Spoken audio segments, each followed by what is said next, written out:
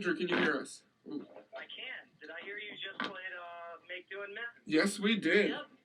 That my little brother Luke actually plays bass in Make Do and Men's. So really? That made me very happy. That's so cool. Oh, wow.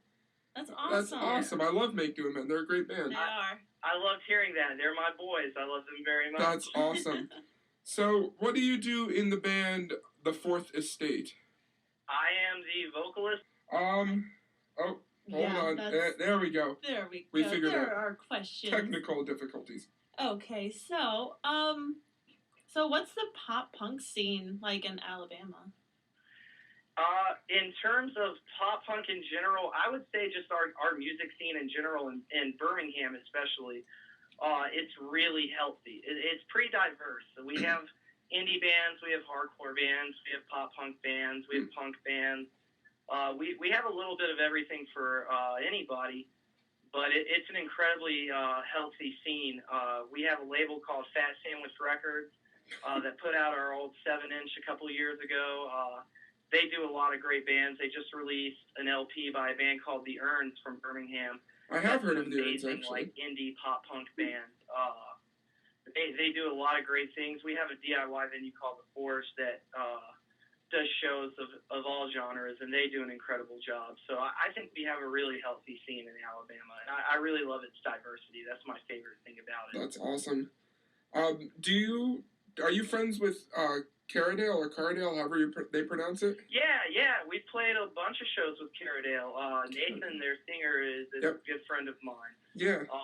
They're a fantastic band. They are.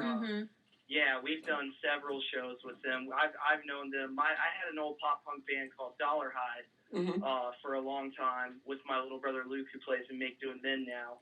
And they're one of the longest running bands in Alabama, and they really carry the torch. They're great guys, and the music they put out is just fantastic. Oh, yeah, definitely. Yeah. We actually have them booked for later in the year. I just don't remember where. Yeah, they are coming on. I can look it up right now. I've been talking to Nathan about coming on the show, and he confirmed a couple weeks ago that they are going to be on October 21st.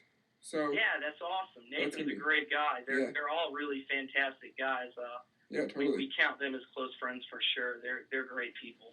Great. Mm-hmm. Now, your most recent release is the album Cost of Living. Is that correct?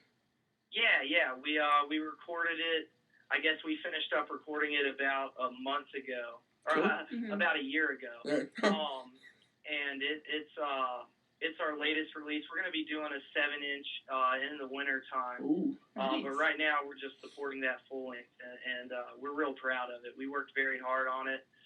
We had a great guy, Joseph McQueen, who's out in L.A. now working for Atlantic. He did it for us in Birmingham. Cool. He did a really solid job on it. We're real proud of that work.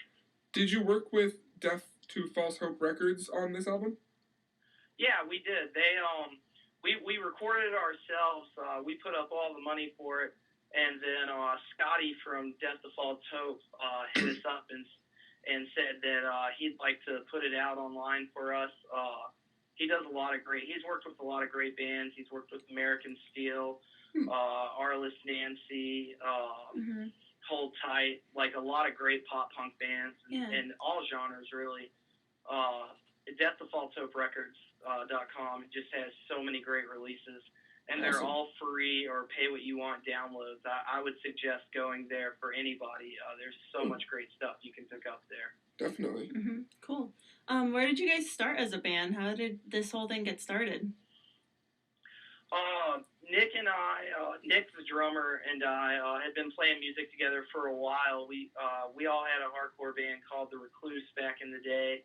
And then Nick played in Dollar Hide, played drums in Dollar Hide when Luke left. And Caleb, our guitar player, had 4 or 5 songs floating around that he had written for a long time, and he showed them to Nick. And I just happened to be in the room, and I said, I'd really love to put some words to this and sing to it. And from that point, we got everybody else on board, and we recorded those songs and made a demo. And we used a couple of them. The next year, about 6 months later, we recorded a 7-inch, and we used a couple of those. And we got everybody involved in the songwriting process at that point, and did a few more songs for the 7-inch. That's awesome. And just kind of took it from there. But we all grew up in the same music scene in Birmingham. We weren't all necessarily like close friends, but we all knew of each other, and Right. We were all acquaintances, and it really kind of just like we just clicked as a band in the songwriting process. It made a lot of sense, so we just kind of ran with it.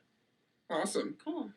We actually are all out of interview time, but thank you so much, Andrew, for being on the show. Yeah, no problem at all. Thank you guys for having me. Yeah, Awesome. thank Yeah, you. we'll definitely have you again in the future when you, if you release something in the winter.